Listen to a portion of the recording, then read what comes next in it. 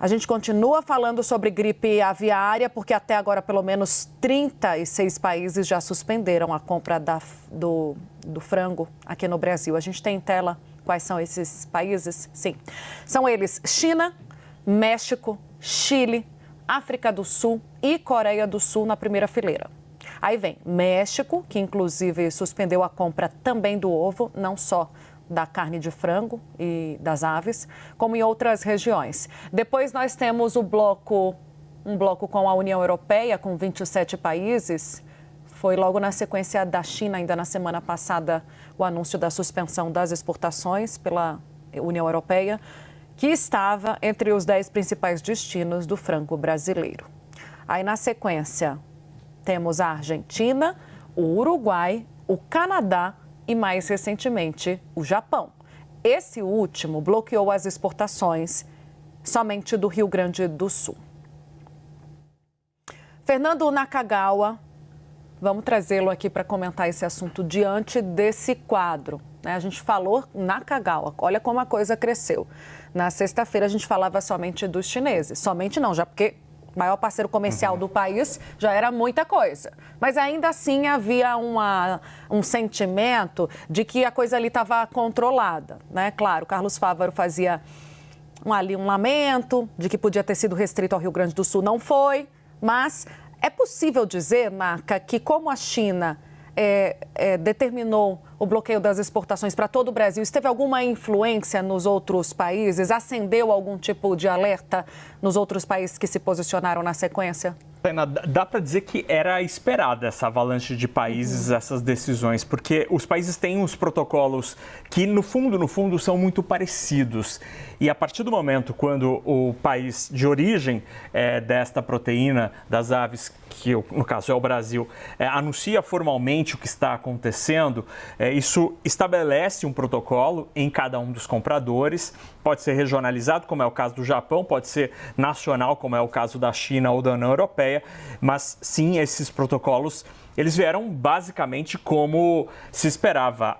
Eu diria até que alguns países não reagiram ainda, o que chama atenção, por exemplo, os países do Oriente Médio, que também são grandes compradores e que até agora não anunciaram qualquer medida. Então, entre os players do setor privado, né, os compradores, os vendedores, os investidores, existe uma leitura de que, sim, tivemos um caso, é importante observar, é importante especialmente conter este problema, mas não há motivo para pânico, né? Do ponto de vista da saúde pública, como a gente tem explorado na CNN desde a semana passada, e também não há motivo para preocupação do ponto de vista econômico.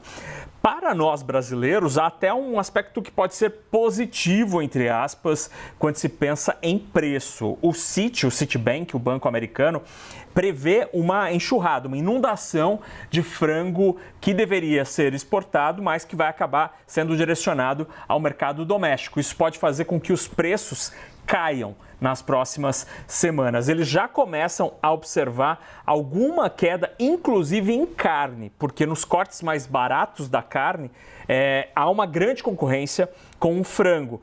Então, quando o preço do frango sobe, os cortes mais baratos da carne também sobem, porque é o mesmo público. E quando cai, o preço da carne também cai. Então, na sexta-feira passada, já foi possível observar alguma queda nos contratos futuros de carne que são negociados aqui no Brasil, nos cortes mais baratos.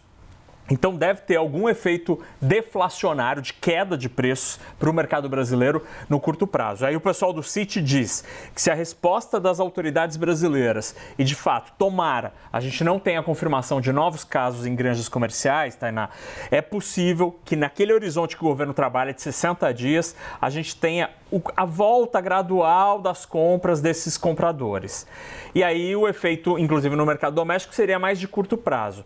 Se demorar mais, aí o problema vai crescendo para o setor, até chegar num ponto em que o preço pode começar a subir. Porque se, por exemplo, a China, a União Europeia, se todos esses compradores ficarem muito tempo sem comprar o nosso frango, a produção das granjas vai começar a diminuir.